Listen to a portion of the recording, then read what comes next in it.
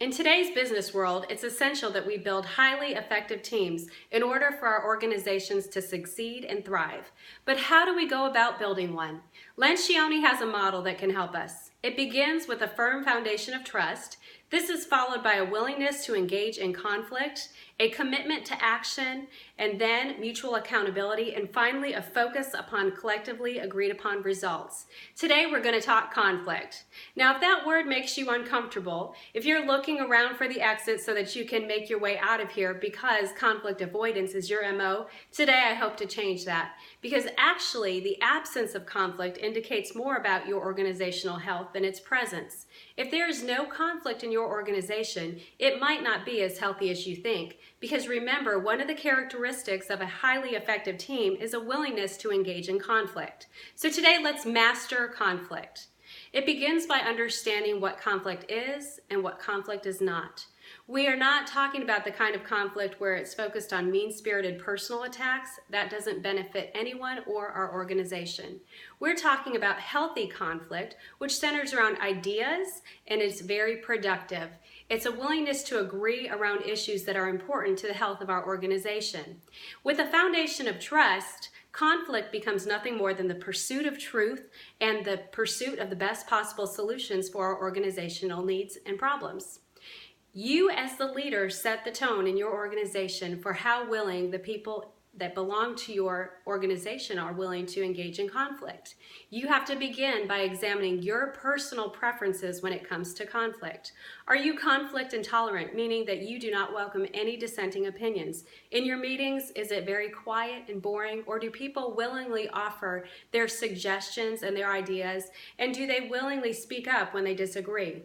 Studies have actually been done that show that the amount of time it takes for people to speak up about things that are problems in your organization indicates the health of your organization as well. The longer the lag time, the less healthy your organization is.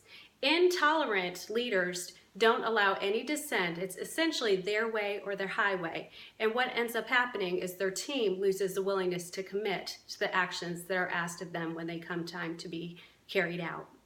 The second thing that you can be as a leader when it comes to conflict is conflict avoidant. If you are conflict avoidant, you're uncomfortable when conflict arises.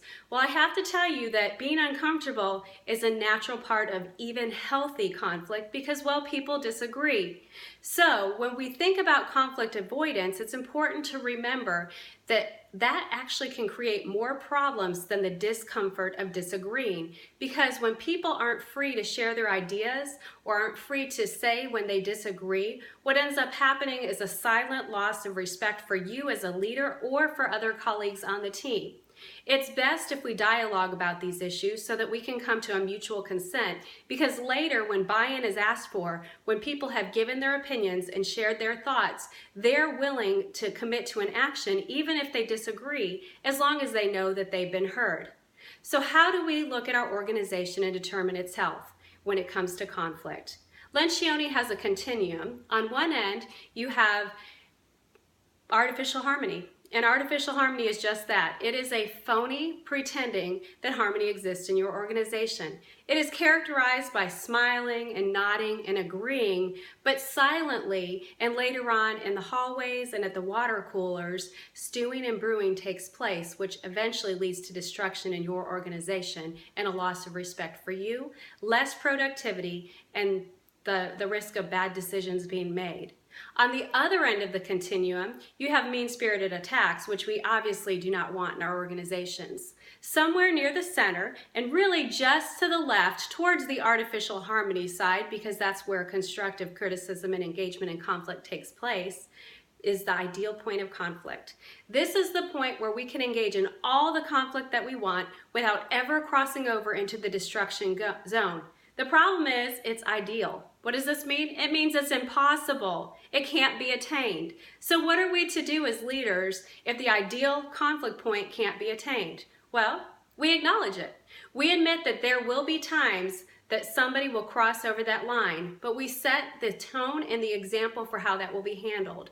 When people cross the line, we need to be willing to apologize and reframe the way that we phrased our disagreement so that it remains constructive and positive and focused on ideas and not personal attacks. You as the leader may be the first to cross over and get the opportunity to lead the way for your team. As a leader, you then need to go, once you figure out where your organization is on that continuum and where you want to be, it starts with you. Look at your preferences. You're going to have to go all the way back to your childhood because the way that you engage in conflict or fail to is actually a collective result of all of the experiences that you've had, including your own family growing up. The way that they handle conflict in your home oftentimes helps impact and shape the way you handle conflict in your home as well as in your business. Another thing that can impact your conflict engagement is the culture you grew up in. Different cultures handle conflict in different ways, and that is okay. The next thing that's going to impact your willingness to engage in conflict is your personality preference or your behavior preferences. This is where Myers-Briggs assessments and DISC profiles can be very helpful to us as leaders. They can help us not only understand our own personal preferences, but also help us to better understand those in our organization. And where there's a strong foundation of team, there will be of trust, there will be a willingness on your team to share those profiles with one another, and you will end up having a stronger, more successful team and better, more productive engagements in conflict in the future. Now, as you go on to master conflict, Lencioni gives us 3 tools to help us out as leaders. The first is to mine for conflict. In your meetings, if you notice it's quiet and no one's speaking up, it's your job to stir the pot, to try to find out where those underlying conflicts lie so that they can be brought to the light and the whole team can collectively discuss and dialogue them, because we know that those things that go unspoken later on come up in the hallways and at the water coolers and they destroy our teams, and we definitely don't want that. So mining for conflict is a very important part of excellent leadership when it comes to engaging and encouraging your team to engage in conflict. The second tool that you can do is give real-time permission. What this is when you notice in your meetings or in your organization at other times that 2 people on your team or more are engaging in conflict, you do what your mom told you never to do and you interrupt. You let them know that you are thankful that they are willing to engage in the hard work of conflict so that your organization can be stronger and that you appreciate their courage in doing so. You also remind them about how this is going to benefit the company and make it better. What you do in this is you free them from the tension of guilt, the unnecessary tension of guilt. Conflict is uncomfortable as it is. We don't need anything unnecessary brought to the table along with it. This will create a stronger foundation for future engagements in conflict because your team knows you welcome it and you appreciate their willingness to engage. Then the third thing that you can do, Lencioni gives an example, for instance, of a CEO of his organization who was trying to create a culture of conflict, the healthy kind, in his organization, and his team wouldn't engage because he hadn't established the culture. So he created some rules, clear guidelines and expectations. This is your third tool. His first rule was that silence would be interpreted as disagreement. That means if nobody spoke up during the meetings about the idea or issue or plan, he would assume that they did not agree and no decision would be made and the team would not move forward.